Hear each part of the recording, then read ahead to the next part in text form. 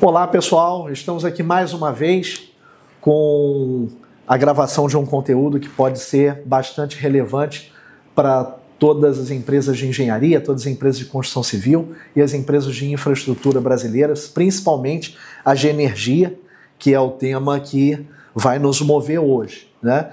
E hoje nós vamos falar especificamente sobre o futuro das PCHs, das pequenas centrais hidrelétricas, né?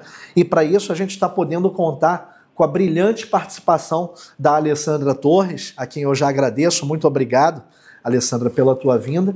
A Alessandra é uma geógrafa, começou sua carreira na ANEEL, né? Isso. E é uma das fundadoras da Abra PCH, que daqui a pouquinho ela vai falar um pouco sobre a Abra PCH e a importância que tem essa associação para o segmento de energia brasileiro.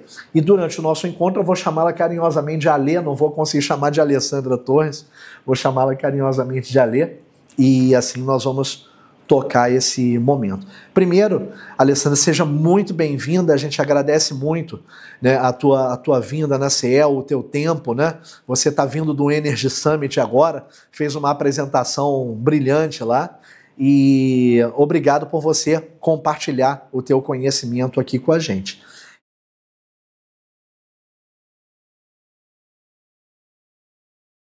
E para a gente começar, Ale, eu queria que você falasse um pouquinho do contexto do mercado de energia no Brasil, né? Nós estamos nisso agora em ebulição, né?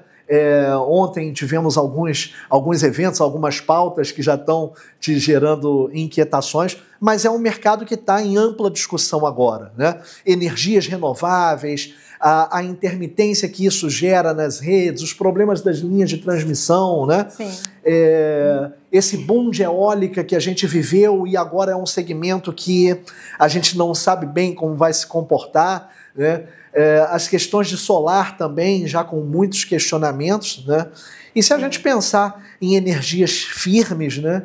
A gente está falando da energia hidrelétrica, né? A gente certamente tem outras fontes. Mas então eu queria que você contextualizasse um pouco o segmento de energia, como se encontra no nosso país, né? E os seus principais desafios. Sim. Eduardo, agradeço muito a oportunidade de estar aqui junto com a CEEL Engenharia, né, uma empresa que tem crescido, que tem se destacado no setor. Agradeço muito o convite e a oportunidade de falar a respeito dessa fonte de geração, de falar um pouco do setor elétrico, mas, sobretudo, de destacar essa fonte, que é a fonte principal do nosso setor elétrico, é muito pouco divulgada, é muito pouco falada. Então, respondendo a tua pergunta com relação aos desafios, né? Até a década de 90, nós tínhamos praticamente uma matriz hidrotérmica, né? 90% hidrelétrica, 9% termoelétrica e 1% ali, mais ou menos, era Angra, né? As usinas de Angra.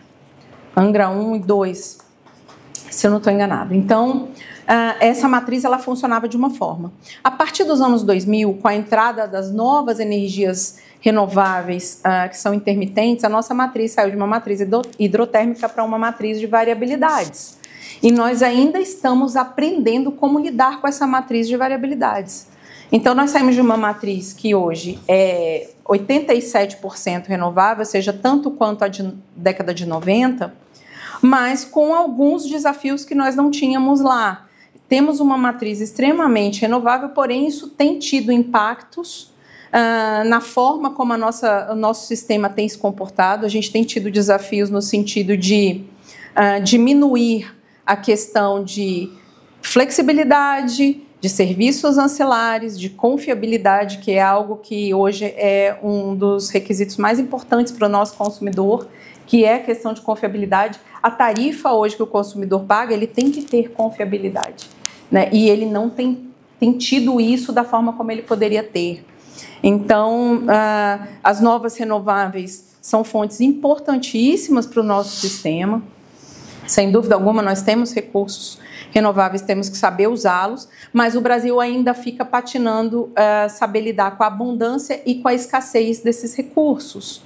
E tudo vem evoluindo de uma forma muito rápida, as tecnologias, e agora o nosso setor se encontra num momento realmente crucial de fazer ajustes para que isso aconteça. A gente tem visto a questão do curtailment, e se fala muito do curtailment das renováveis intermitentes eólica e solar, pouco se fala do curtailment grave que existe, e o maior de todos, que é o vertimento turbinável das nossas hidrelétricas. A gente precisa falar sobre isso. Temos jogado a nossa riqueza fora quando abrimos comportas e deixamos a água ir embora sem turbiná-la. Né? Isso prejudica o consumidor por vários motivos. Primeiro, porque ele deixa de ter acesso ali a uma energia mais firme, que ele poderia ter, que é importantíssima. Depois, porque ao não gerar essa energia, o próprio consumidor, os benefícios, os municípios deixam de receber a CEFUR, que é a compensação financeira pelo uso dos recursos hídricos, que ele é calculado em cima da geração da energia hidrelétrica. Ou seja, uma série de motivos pelos quais a gente precisa priorizar as nossas hidrelétricas, nesse momento, priorizar a geração de base. E estamos passando por todas essas transformações. Não é? É muito bacana que estejamos nesse momento, possamos contribuir positivamente para isso. Muito legal, importante.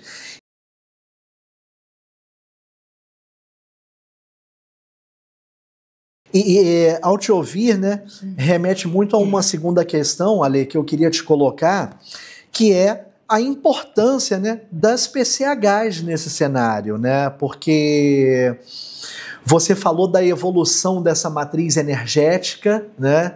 A gente ouve cada vez mais as empresas fazerem investimento em renováveis, e isso é louvável, é necessário, há espaço para isso, né? Mas você falou em energias firmes, você falou em desperdício de uma possibilidade grande, né? A gente fala pouco das usinas reversíveis, a gente está endereçando um pouco a questão do armazenamento, né? E quando falamos de armazenamento, às vezes falamos de bateria, e nada contra parques de baterias, claro, não sei o posicionamento, né, da Abra PCH, mas então queria entender a importância das PCHs nesse contexto todo que você acabou de colocar.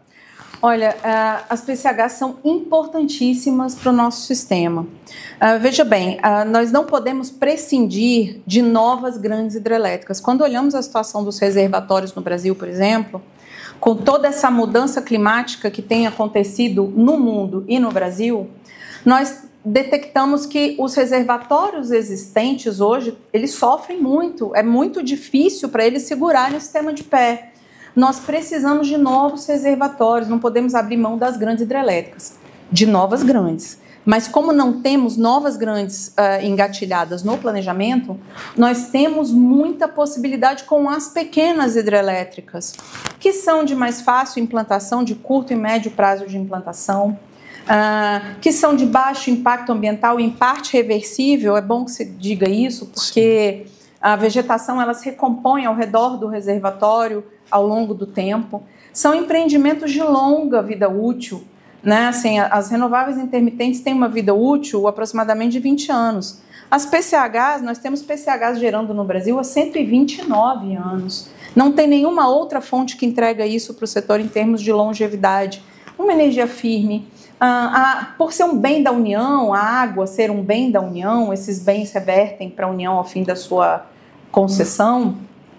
Tem uma série de compensações e mitigações ambientais que as pequenas hidrelétricas são obrigadas por lei a fazer, que as outras fontes não são. Nós estamos falando de uma indústria 100% nacional, que gera emprego e renda no Brasil e não fora dele. Estudos da própria ANEEL, nem são nossos, né? São da própria ANEEL, que demonstram que o índice de desenvolvimento humano dos municípios onde as hidrelétricas são implantadas, ele sai de muito baixo ou baixo para muito bom ou ótimo. Não é? As PCHs, elas constroem suas próprias linhas de transmissão, que trazem inúmeros serviços ancilares para o sistema, benefícios socioambientais de toda sorte. Nós somos obrigados a fazer várias compensações ambientais. Estamos reflorestando, Edu, segundo o órgão ambiental, 3 vezes mais vegetação do que aquilo que suprimimos para fazer essas obras.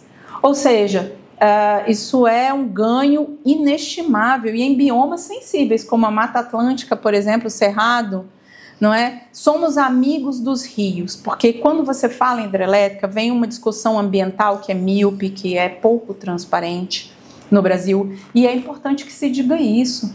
As pequenas hidrelétricas, as hidrelétricas em geral, né, eu vou falar aqui pelas pequenas hidrelétricas, são amigas dos rios. Por quê?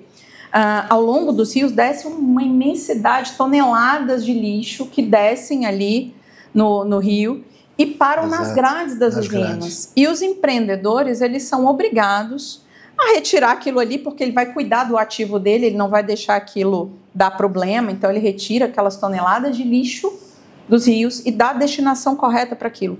Ele não é remunerado para isso e ele não tem esse serviço, esse ótimo serviço ambiental reconhecido pela sociedade. Então, acho que o que falta muito no nosso setor elétrico, e nós, de certa forma, pecamos, e aí entra na questão dos desafios, um dos grandes desafios relativos às hidrelétricas é a comunicação. Nós temos dificuldades em comunicar como funciona o nosso setor elétrico, mas, sobretudo, o nosso setor hidrelétrico, que é aquilo que a gente tem de melhor em geração de energia, né? A eólica e solar não competem com a hidrelétrica, elas são fontes complementares, né? Poderíamos ter uma matriz hoje muito próxima do 100% renovável se deixassem fazer as hidrelétricas que estão previstas, estratégicas, né, com essa questão de mudanças climáticas, aí, mitigação de eventos extremos, para longas estiagens, para a questão de grandes pluviosidades, como o caso do Rio Grande do Sul. Então, as PCHs, elas trazem inúmeros benefícios. E aí, para fechar minha fala, eu gostaria de ir até me reportando a questão da engenharia da CIL. Nós detemos a melhor engenharia, melhor expertise em hidrelétricas do mundo. Está concentrada aqui no Brasil. Então, nós temos excelentes... Há 40 anos atrás, construímos a maior barragem do mundo, né? Pois é. Agora os chineses têm uma barragem maior do que a nossa, mas eles geram menos, né? E você sabe que quando tiveram um problema em Três Gargantas na China, os chineses vieram buscar a solução aqui no Brasil. Sim, eu me lembro. Eu trabalhava na Itaipu Binacional, teve um acordo de cooperação entre o governo chinês e o governo brasileiro para mandar para cá muitos engenheiros chineses que voltaram para lá, né? Puxa, que bacana.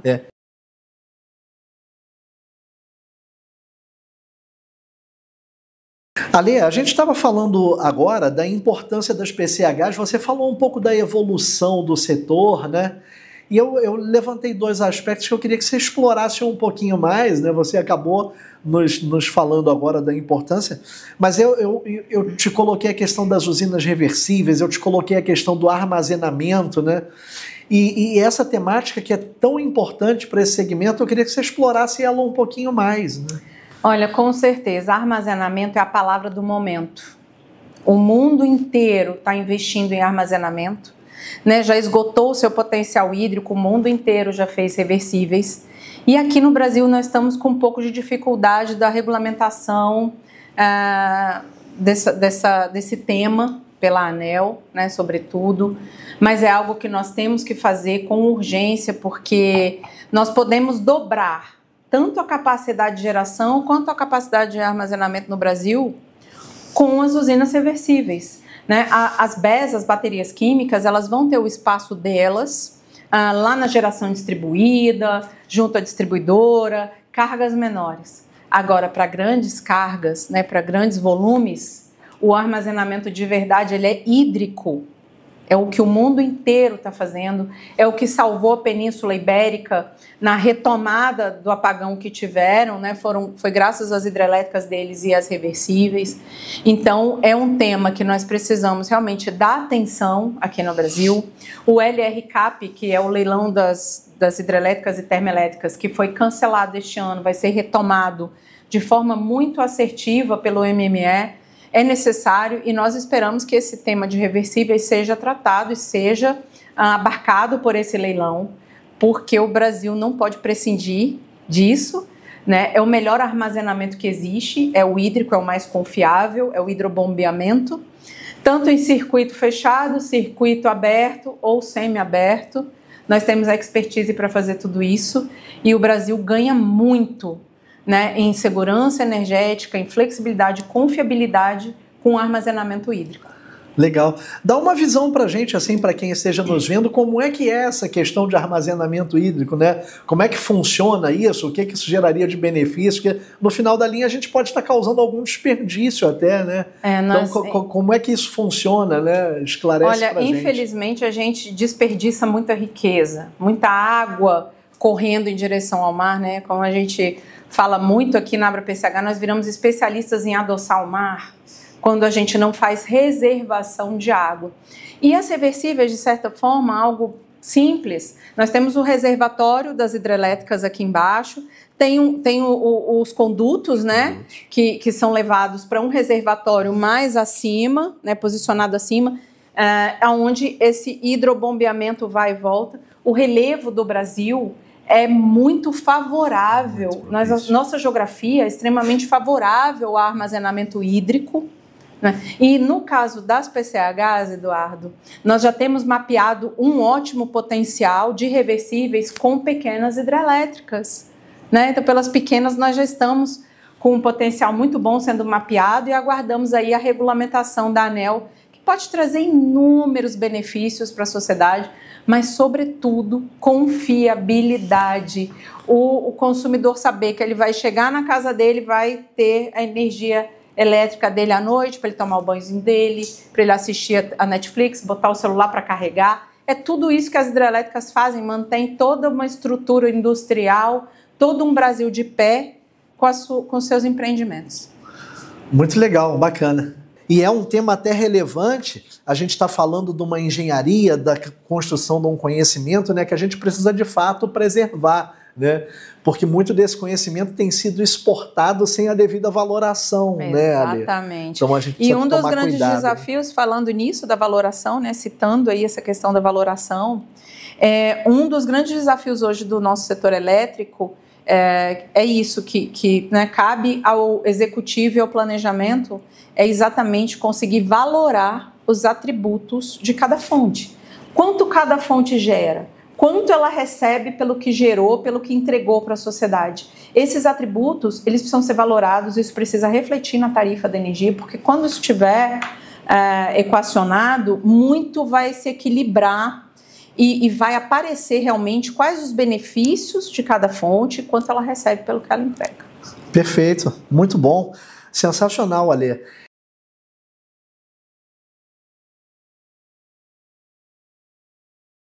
E você falava dos desafios, né? Poxa, tanta coisa aqui, eu fui relatando algumas coisas que você falava, e a gente vê que a possibilidade de avanço é muito grande, né? A quantidade de projetos catalogados é bastante considerável, né, Ale? Verdade, verdade. Tem muitos projetos catalogados e por outro lado, né, além de todos esses desafios que você falou, tem pautas ambientais muito complexas sendo tratadas, né? Tem questões de dificuldades de licenciamento que impactam muito esses projetos, né? Tem questões de incentivos fiscais, né? Quando você olha os incentivos fiscais vis-à-vis o que outras fontes renováveis têm, poxa, talvez a gente tenha um espaço de melhoria, né? Então, com todas essas questões estruturais, né? Com todas essas possibilidades de novos projetos que a gente teria, vem aí a questão dos leilões, né? E agora do leilão A-5 aí, mais em voga, né? Queria que você aliasse um pouco essas temáticas e nos trouxesse a tua visão, a visão da associação, né? Para essa questão da importância desses leilões, do que isso contribuiria para o segmento de energia elétrica no Brasil, né? E como é que isso ajuda a destravar um pouco algumas questões impactantes. É importantíssimo falarmos sobre isso, né? Primeiro, é importante dizermos que tem hoje inventariado na ANEEL uma Itaipu de milhares de pequenos projetos que estão pulverizados pelo Brasil, né? Que se fossem viabilizados, poderiam trazer enorme desenvolvimento. Então, quando falamos de PCH, é desenvolvimento regional na veia. Nós estamos falando assim de algo que traz inúmeros benefícios. E esses 14 gigas de PCHs que estão inventariados na ANEEL poderiam trazer aí 100 bilhões de investimentos e mais de 1 milhão de empregos verdes sendo gerados, empregos de qualidade, empregos renováveis, né, ligados à energia renovável. Então, é importantíssimo que pudéssemos olhar para isso e conseguir planejá-los da melhor forma possível.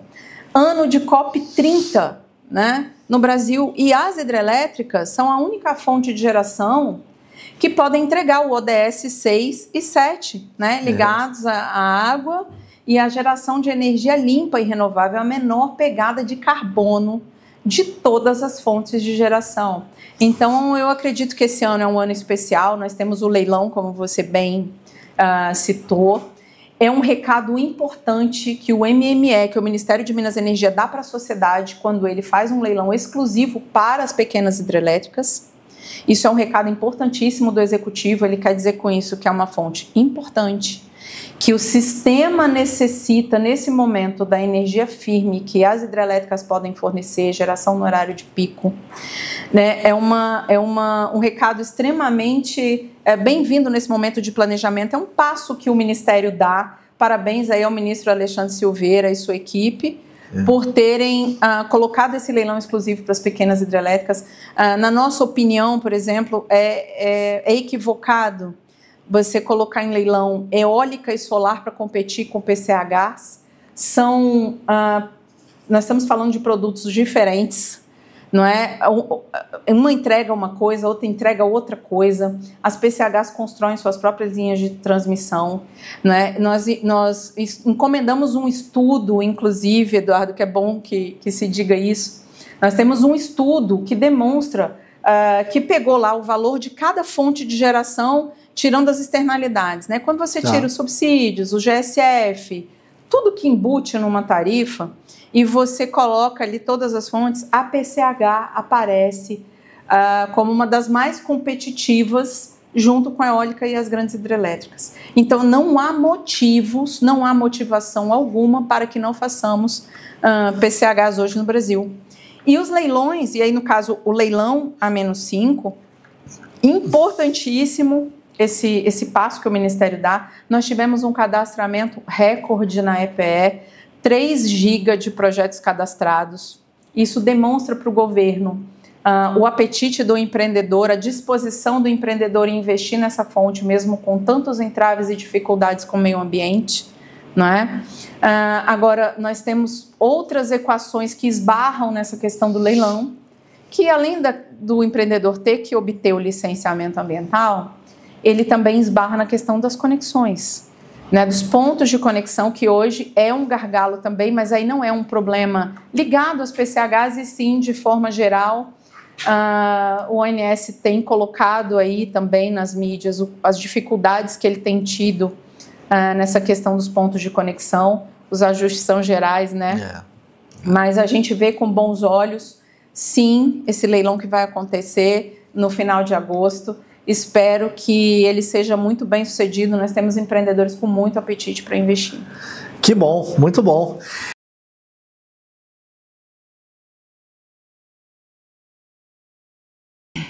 Indo para um último bloco nosso, né? Eu queria pegar a tua percepção sobre a engenharia e a construção. Que papel elas têm, né, nesse segmento, né? E por que a gente sempre aborda isso, né, Alê? A CEEL, ela tem um propósito bem interessante, assim, né? O nosso propósito é contribuir com a infraestrutura brasileira e o bem-estar da sociedade, transformando a indústria da construção civil. Esse é o nosso propósito, né? Sim. Então a gente acorda e vai trabalhar pensando nisso, né? E essa questão, ela remete muito, Alê, a um ponto importante: o desenvolvimento dos projetos, né? Você tem um projeto desse catalogado, alguém precisou pensar nessa engenharia, alguém fez um projeto básico, né? Alguém estimou quantidades para aqueles projetos, tem uma solução de engenharia embarcada nisso, né? E a gente entende que as empresas de construção civil deveriam ter um papel mais digamos, importante, mais qualificado do que tem hoje, né? Esse é um ponto que me leva a explorar e querer ouvir um pouco isso de você, né? E o outro é o ciclo de vida desse ativo, né? Quando você tem um empreendedor, quando você tem um sócio capitalista, quando você tem um investidor, né, que está construindo uma PCH, a expectativa dele é que ela vá operar de forma centenária, né? Como você falou, tem usinas operando há mais de 100 anos, né? Sim. E isso passa muito pela qualidade dos projetos, pela qualidade da construção, né? Sem dúvida. E é um segmento que a gente tem visto assim que poderia dar uma atenção um pouquinho maior às construtoras, né? Sem dúvida. E a CEEL tem buscado interagir cada vez mais com as companhias antes delas quererem contratar uma obra. Então, como é que você enxerga o papel da construtora num projeto de uma PCH? Olha, é um papel fundamental, é imprescindível aliar a boa construtora, a engenharia do proprietário. Isso traz ganhos, isso traz eficiência energética, isso traz ganhos ambientais. A gente tem evoluído bastante essa questão de as tecnologias têm evoluído muito rápido. Então, eu vejo com muito bons olhos quando a gente vê um projeto muito bem construído, porque esses projetos são patrimônio do povo brasileiro, né, são bens que revertem para a União. Nós temos acompanhado leis mais rígidas, não é, com relação a barragens, às construções. De certa forma, isso também leva as empresas a irem atrás de uma engenharia de qualidade, né, de irem atrás realmente de cuidarem do seu ativo, né, da melhor forma. E ainda bem que temos boas empresas, né, como a CEEL Engenharia e como outras no Brasil. É um papel fundamental, porque a PCH ela é como um terno de alfaiate. Cada empreendimento é único. Você não consegue replicar, por exemplo, como a Solar, que bota placas solares lá numa fazenda. A PCH não. Cada PCH é uma PCH. É aquela queda, aquela vazão, né? Yeah. Então, é muito importante aliar realmente uma boa construção, uma boa construtora com uma engenharia do proprietário, empreendimentos de baixa queda, máquinas maiores, maior custo, empreendimentos de maiores quedas, menores máquinas e menor custo, né? Eu acho que hoje, da forma como as coisas estão evoluindo, a gente precisa buscar eficiência energética, menor impacto ambiental, e as hidrelétricas caminham para isso, especialmente as PCHs, né, que estão sendo construídas aí nesse momento, caminham para isso.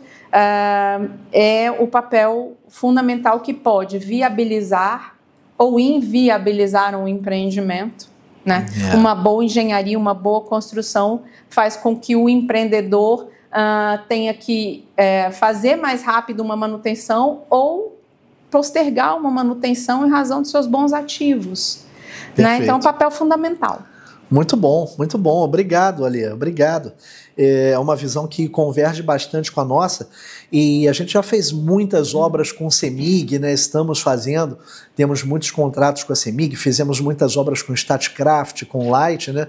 A ponto da gente montar agora uma área de novos negócios para pensar como é que a gente pode ser um braço construtor que é sócio, né, de uma central hidrelétrica, né? Tanto que é a nossa crença nesse negócio, né?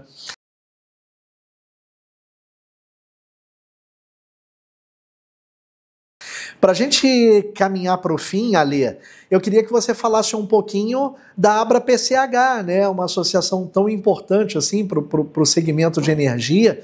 Queria que você falasse um pouquinho da Abra PCH, a importância que a associação tem, qual é a contribuição de vocês para esse segmento, e deixasse o teu recado final, né, para as empresas de engenharia, para os investidores, né, para as empresas de energia elétrica. Queria te ouvir nesse sentido. Poxa, que bacana. Bom, nós fundamos a Abra PCH em 2013, eu fui uma das fundadoras também da Abra PCH. Por convicção mesmo, eu trabalhava com isso na ANEEL e lá eu já percebi o quanto essa fonte é imprescindível para o país. E com a entrada das novas renováveis, foram deixando as hidrelétricas de lado, especialmente as PCHs, foram sendo deixadas de lado. Então, nós fundamos a Abra PCH para abrir esse canal de conversa com o governo, né? fazer essa interface com o Congresso Nacional, com os parlamentares, com o Executivo, também com o planejamento, né, a ANEEL, o Ministério, enfim, a EPE, e bem como nós também fundamos a AbraPCH com o objetivo de fomentar networking com a cadeia produtiva. Nós temos uma cadeia produtiva fantástica, empresas de alto nível, que podem contribuir muito para o desenvolvimento do Brasil com uma energia de qualidade, com projetos bons. Então, nós fundamos a AbraPCH nesse sentido, uma caminhada que muito me orgulha fazê-la, né? Falar de coisa que é bom para o país, é bom para nós, mas sobretudo é bom para o país, né? Me enche de orgulho, é algo que eu tenho muita convicção em fazer, né? E agradecendo vocês, né, para deixar minha mensagem final, eu gostaria de dizer o seguinte, que hoje, da forma como o sistema está, com as mudanças climáticas que nós temos vivido, já não se trata mais da defesa de uma fonte. Não se trata aqui de defender as hidrelétricas, se trata de defender o equilíbrio do sistema elétrico brasileiro, sabe? Se queremos ter mais sol, mais vento, temos que ter mais água gerando na base. Temos que olhar para a expansão da energia de base. A expansão tem que vir acompanhada a expansão da geração tem que vir acompanhada da expansão da transmissão do sistema. É um casamento indissociável, né? E nós temos enfrentado esses desafios das mudanças climáticas, onde as hidrelétricas são a única fonte que pode ajudar a mitigar esses impactos de eventos extremos, ou de longas estiagens, ou de grandes pluviosidades com seus reservatórios, seja acumulando para a gente gastar quando tiver longas estiagens, seja acumulando água em grandes pluviosidades para evitar que desça de uma vez a água nos rios, né? As hidrelétricas fazem um papel inestimável de regularização da vazão dos rios. E isso é fundamental, não é? Eu gostaria muito que a sociedade compreendesse melhor o papel dessa fonte e dizer, por fim, que fazer reservação de água, fazer reservatório não é impactar, é criar disponibilidade hídrica, né? É tão fundamental isso até para a sobrevivência humana. Então, que possamos dar valor àquilo que a gente tem de recursos naturais, entender o papel da hidrelétrica nessa geração de base, para que as outras fontes possam se desenvolver também. Não é? As termoelétricas também têm o seu espaço, é bom que se diga, né? As termoelétricas, nós não somos contra as termoelétricas, mas que elas sejam as termoelétricas flexíveis, não é aquelas que tenham ali um espaço para uma emergência, mas com o tanto de água, o Brasil sendo um país de vocação hídrica, nós temos que investir em mais hidrelétricas por tudo que elas representam, que vão além da geração de energia e seus usos múltiplos. Muito obrigado, Alê. Foi sensacional, a gente agradece a tua vinda. Nós estamos a partir do Rio de Janeiro, né? Você veio de Brasília, né? E volta para Brasília agora. Sim. Então, agradecemos muito a você, estamos muito felizes em fazer parte dessa parceria, né? Em poder estar em contato frequente com você, Sim. que é uma referência para todos nós. Para você que assistiu a gente, esperamos que tenham gostado, esperamos ter contribuído de alguma forma. Se quiserem nos pautar assuntos, interesses, estamos abertos a isso. E até uma próxima.